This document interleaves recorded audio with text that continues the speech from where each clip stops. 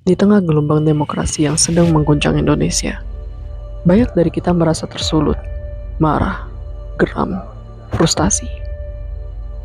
Rasanya seperti ada bara yang terus menyala di dada kita, karena ketidakadilan, karena suara yang tak didengar, karena harapan yang terasa dikhianati. Itu wajar. Marah adalah tanda bahwa kita peduli, bahwa kita punya nilai yang ingin dijaga.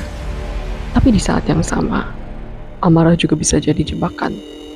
Ia bisa membuat kita impulsif, menyakiti orang lain, atau bahkan merusak perjuangan yang sedang kita bangun bersama. Gimana caranya tetap berpikir jernih saat emosi sedang tinggi-tingginya? Amarah bukanlah hal yang harus ditolak mentah-mentah.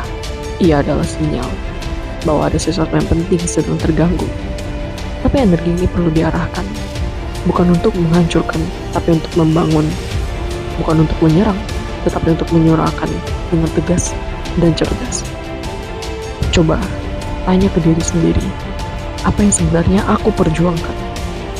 Kalau jawabannya adalah keadilan dan suara rakyat, maka cara menyuarakannya harus tetap adil juga.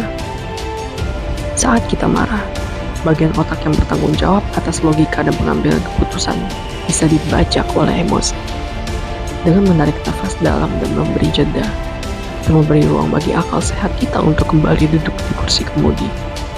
Kadang, 1 menit dia bisa menyelamatkan kita dari 1 tahun penyesalan. 1 tindakan yang jernih bisa menyelamatkan gerakan yang kita bangun bersama.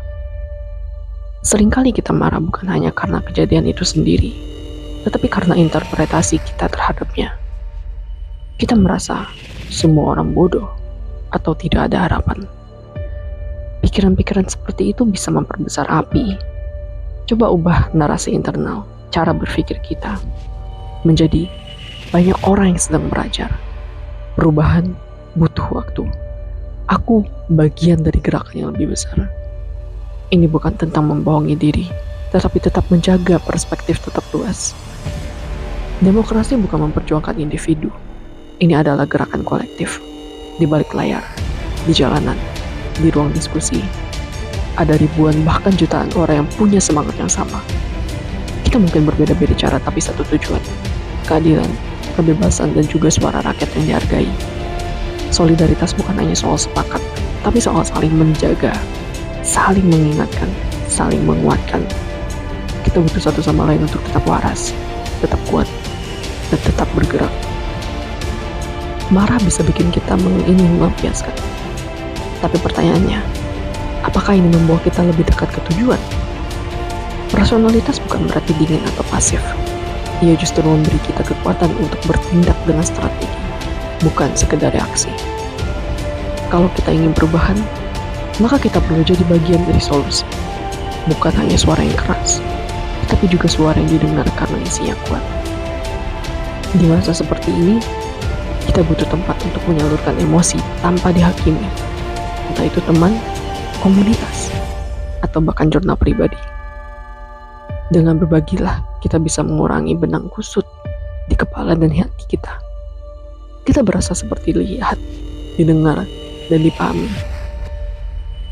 Dari sanalah, kita bisa kembali ke medan demokrasi dengan kepala tegak dan hati yang teguh.